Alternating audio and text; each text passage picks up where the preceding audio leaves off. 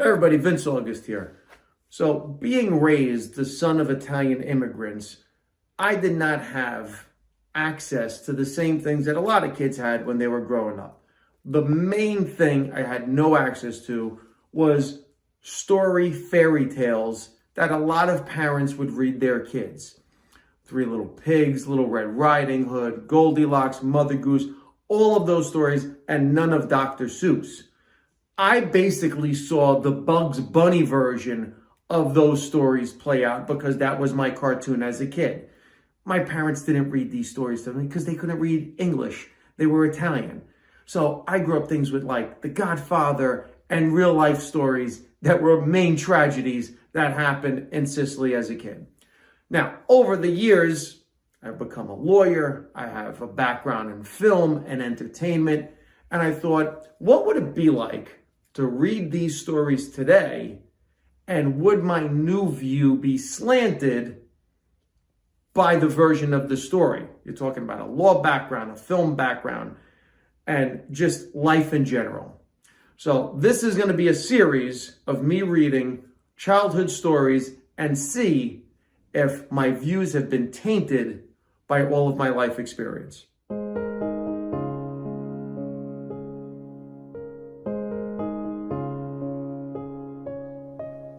The first story I'm going to be reading is Goldilocks and the Three Bears. Now again, I've never read this story before. This is my first time reading this straight through.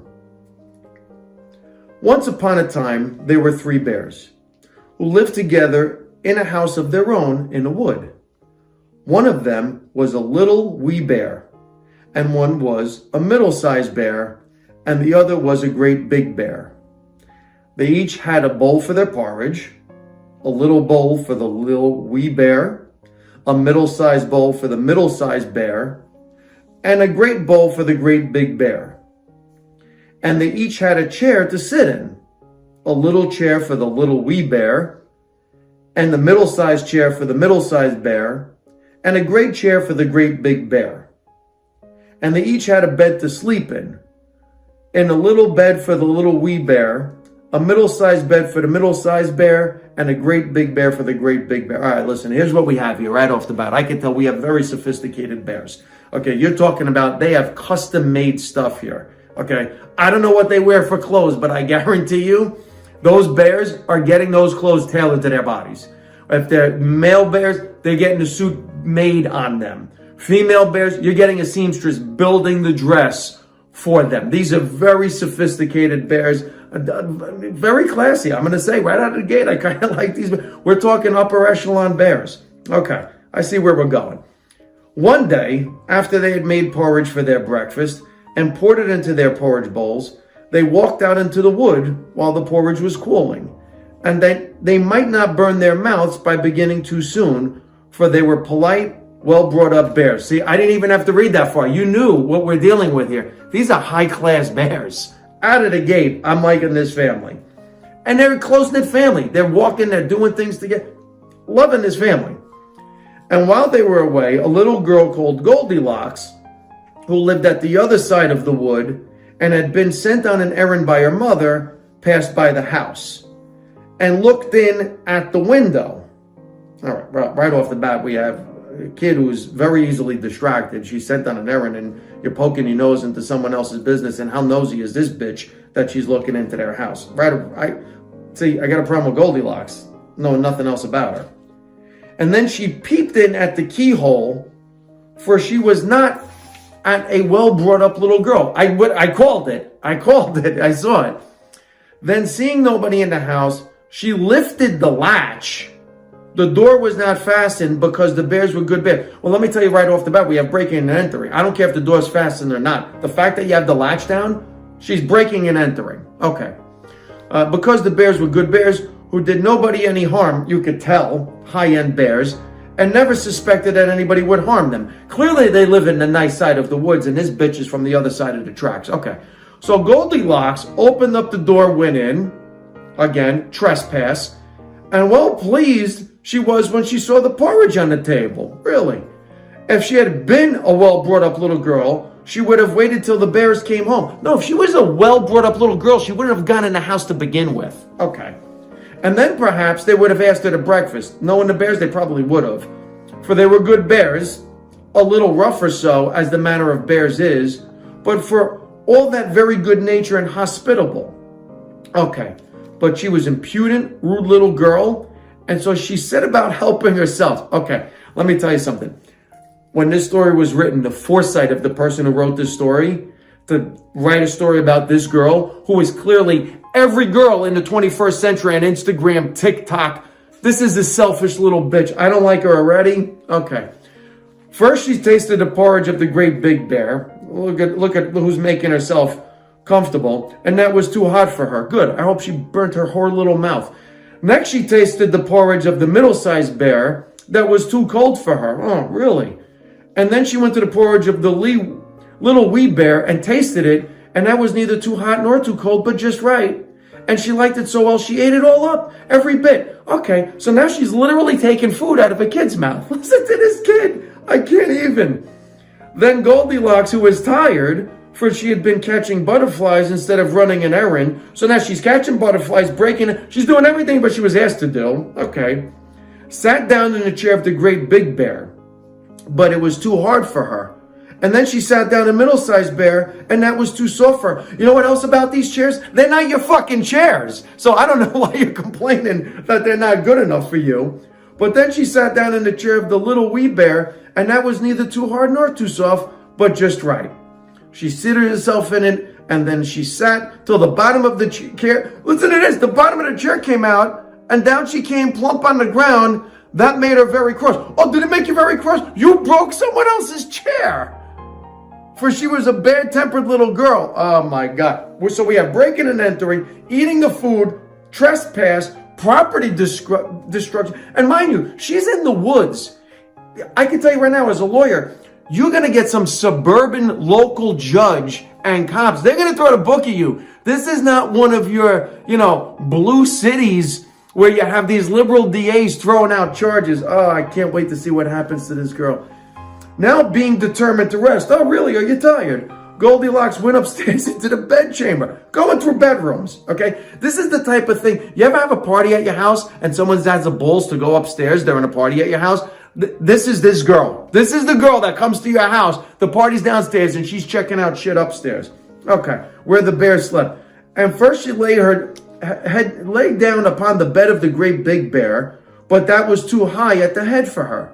Then she lay down upon the bed of the middle-sized bear, and that was too high at the foot for her. You're talking about custom-made furniture. You're talking about custom-made stuff. None of this stuff should fit you.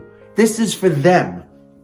And then she lay down upon the bed of the little wee bear, and that was neither too high at the head nor at the foot, but just right. Okay. She covered herself up comfortably and lay there till she fell asleep. She's just going to take over this house. Squatter.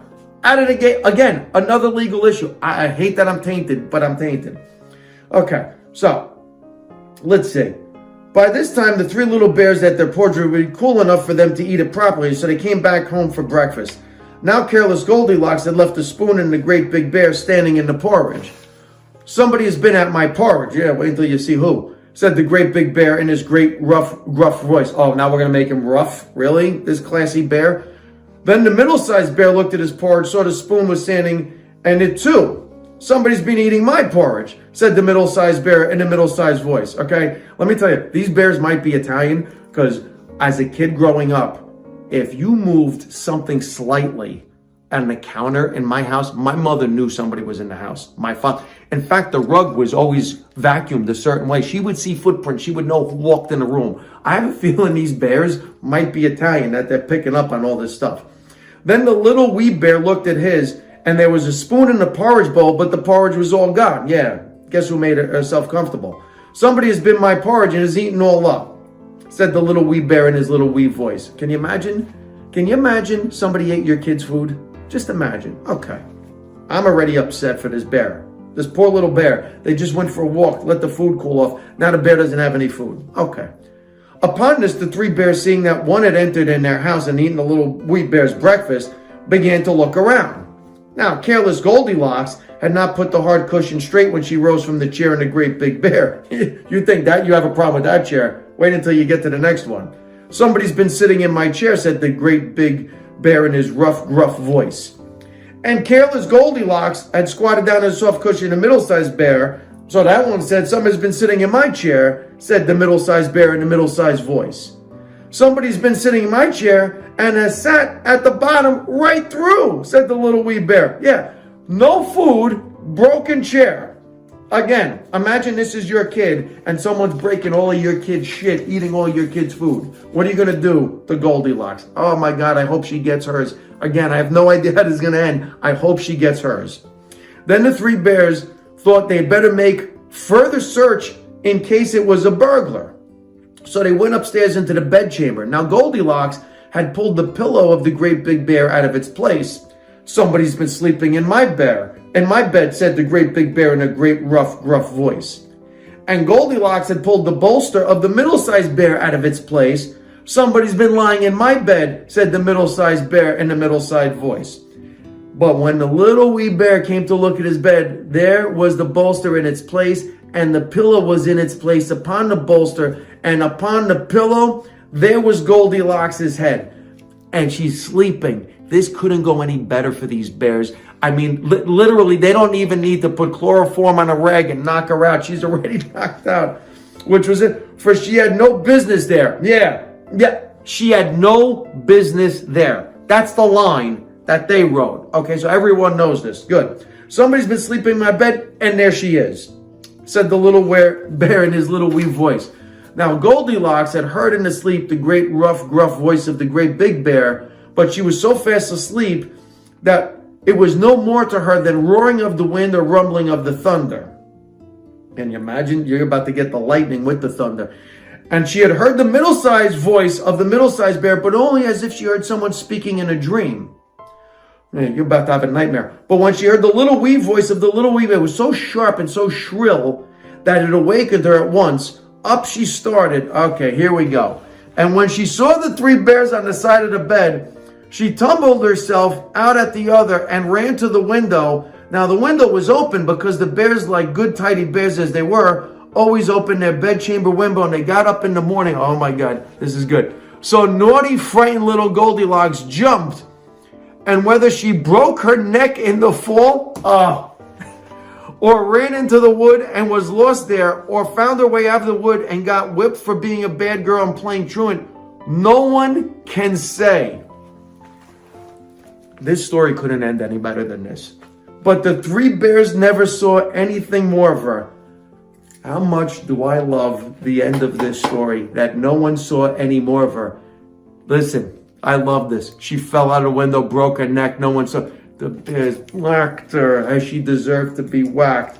No one sees anything. No one saw anything. No witnesses. No Goldilocks. No nothing. Yeah.